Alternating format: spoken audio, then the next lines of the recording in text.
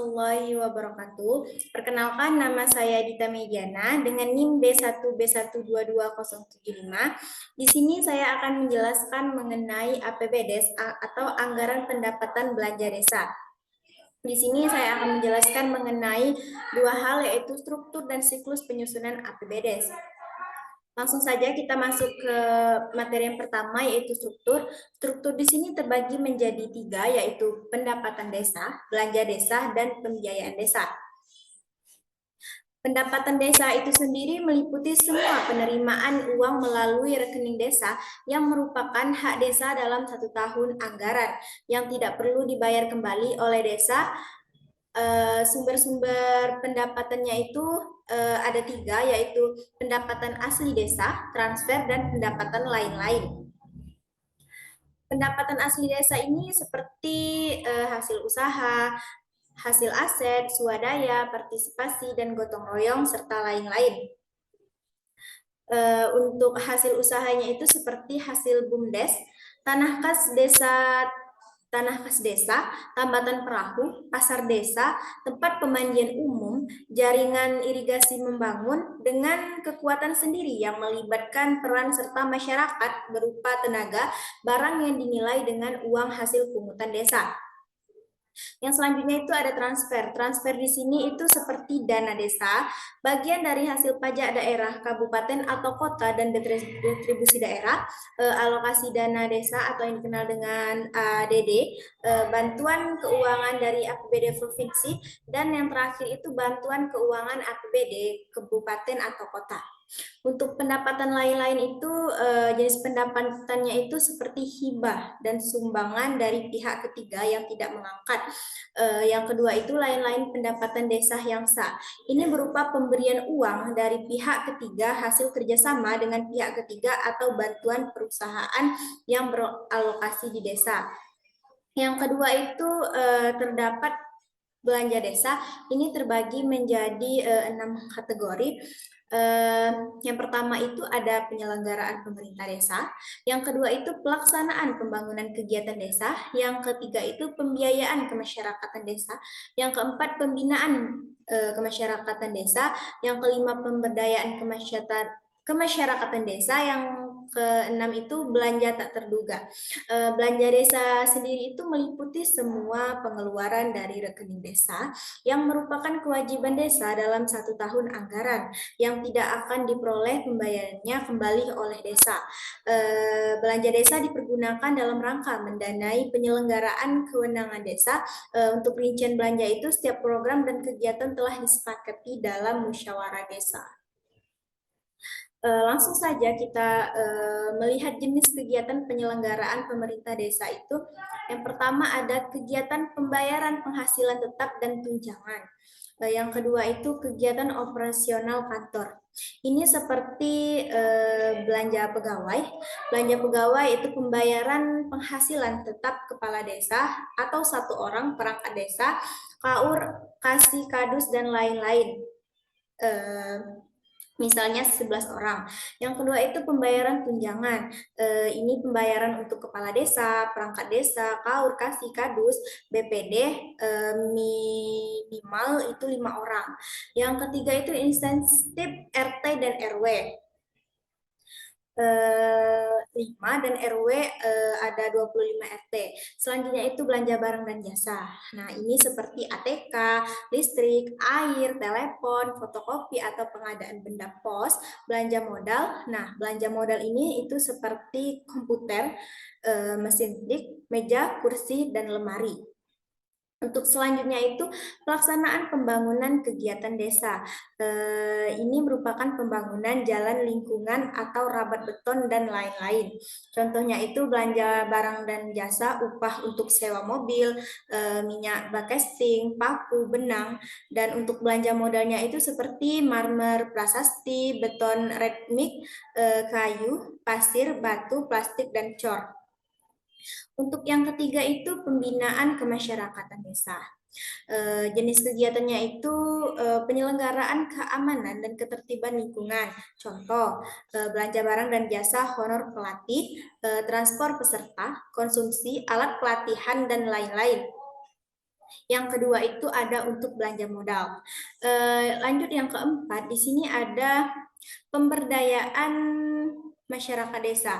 Ini seperti kegiatan pelatihan kelompok tani. Contoh, belanja barang dan jasa honor untuk penyuluhan pertanian, transport penyuluh, konsumsi alat pelatihan. Yang keenam itu ada belanja tak terduga. Selanjutnya kita masuk ke struktur yang ketiga, itu mengenai pembiayaan desa. Pembiayaan desa ini sendiri terdiri atas dua bagian, yaitu ada penerimaan pembiayaan dan ada pengeluaran pembiayaan.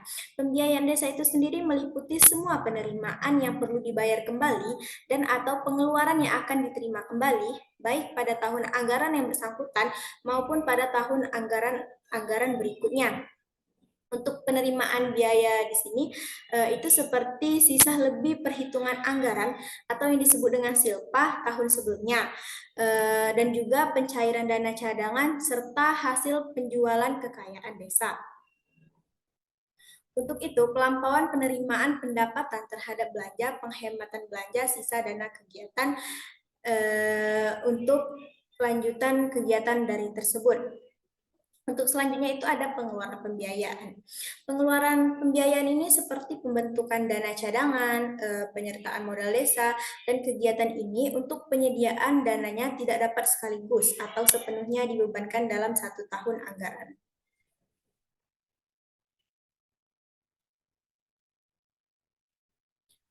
Baik, selanjutnya kita langsung saja masuk kepada alur penyusunan APBDes. Dan di sini ada gambar alur penyusunannya. Saya akan menjelaskan satu persatu. Mulai dari yang pertama itu ada musdus atau yang dikenal dengan musyawarah dusun. Nah, ini kegiatan musyawarah dusun ini dilaksanakan oleh masyarakat dusun untuk menganalisa kondisi dusun atau desa masing-masing yang mencakup permasalahan-permasalahan yang sering terjadi di wilayah padukuhan setempat dan membutuhkan pemecahan. Pada kesempatan musyawarah tersebut, masyarakat melakukan panggilan potensi permasalahan, potensi sumber daya yang dimiliki, serta menemukan pemecahan dari permasalahan yang dihadapi. Pada kesempatan musyawarah tersebut akan menghasilkan rangkuman potensi permasalahan serta untuk bentuk kegiatan yang digunakan atau dibutuhkan guna memberi solusi terhadap permasalahan yang dihadapi, kemudian dan disusun dalam bentuk program kerja desa yang menjadi bahan usulan kegiatan di tingkat desa. Tahap yang selanjutnya itu kedua ada musdes atau yang dikenal dengan musyawarah desa. Nah, ini badan pemusyawaratan desa menyelenggarakan musyawarah desa dalam rangka penyusunan perencanaan pembangunan desa yang menjadi pedoman bagi pemerintah desa menyusun rancangan. Selanjutnya itu RKP Desa dan daftar alur usulan RKP Desa. Badan Pemusyawaratan Desa, gerakan musyawarah desa paling lambat itu bulan Juni. Tahun berjalan musyawarah desa melaksanakan kegiatan sebagai berikut.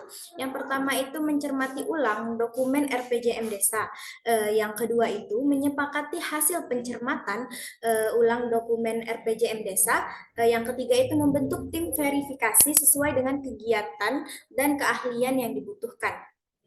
Nah, tim verifikasi ini dapat berasal dari warga masyarakat desa dan atau satuan kerja perangkat daerah, kabupaten atau kota. Dan hasil kesepakatan dituangkan dalam berita acara yang menjadi pedoman kepala desa dalam menyusun RKP desa. Yang ketiga ini ada Musrembangdes atau Musyawarah Perencanaan Pembangunan Desa. Kepala desa menyelenggarakan musyawarah perencanaan pembangunan desa yang diadakan untuk membahas dan menyepakati rancangan desa. Musyawarah perencanaan pembangunan desa diikuti oleh pemerintah desa, badan pemusyawaratan desa, dan unsur masyarakat. Unsur masyarakat di sini terdiri atas tokoh adat, tokoh agama, tokoh masyarakat, tokoh pendidikan perwakilan kelompok tani, nelayan, dan lain-lain. Kepala desa menyusun rancangan peraturan desa tentang RKP desa yang akan dibahas dan disepakati bersama oleh kepala desa dan badan pemusyawaratan desa untuk ditetapkan menjadi peraturan desa. Tentang RKP desa, menyusun RK atau rencana kerja anggaran. Selanjutnya adalah penyusunan rencana kerja anggaran desa atau RKDesa, adalah salah satu dokumen pelaksanaan anggaran yang merinci setiap kegiatan anggaran yang disediakan dan direncanakan penarikan dana untuk kegiatan yang telah dianggarkan. Yang keempat itu penyusunan pembahasan dan finalisasi Ranperdes APBDes.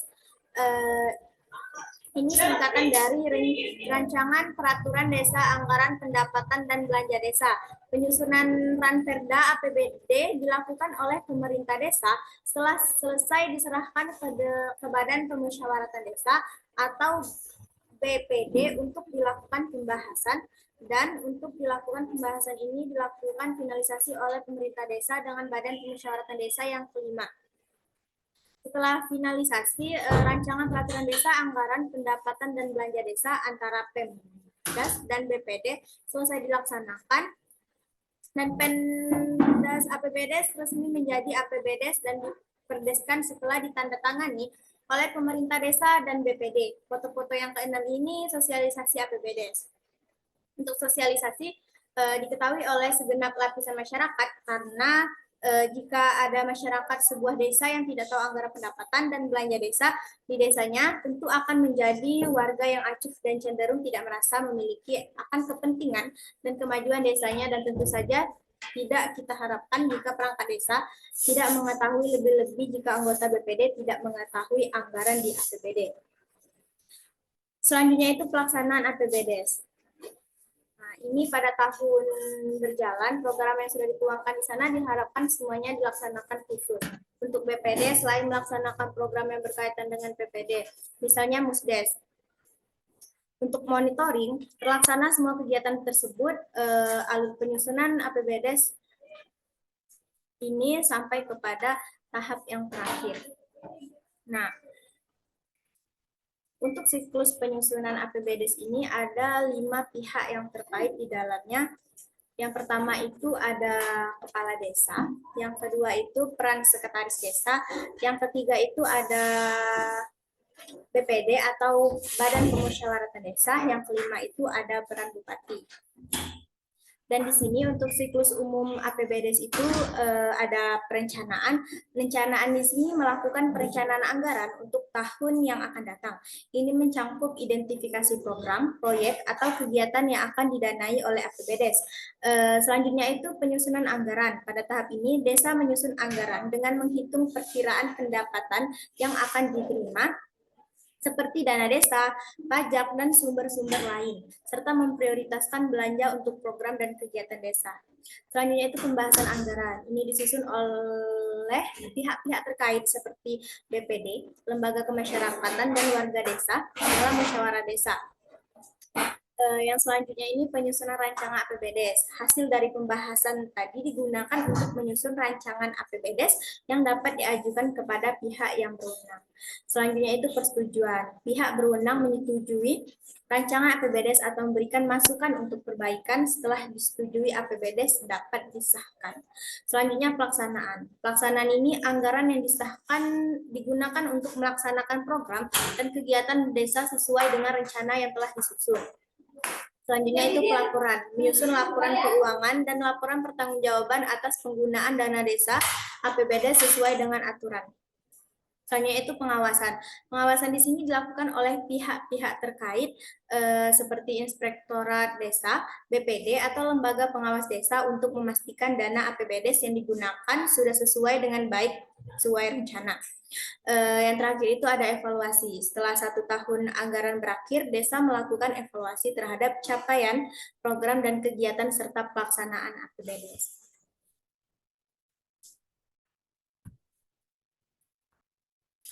Oke, cukup sekian penjelasan dari saya mengenai struktur dan siklus penyusunan APBDes. Saya tutup dengan mengucapkan wabillahi taufiq wal hidayah. Wassalamualaikum warahmatullahi wabarakatuh.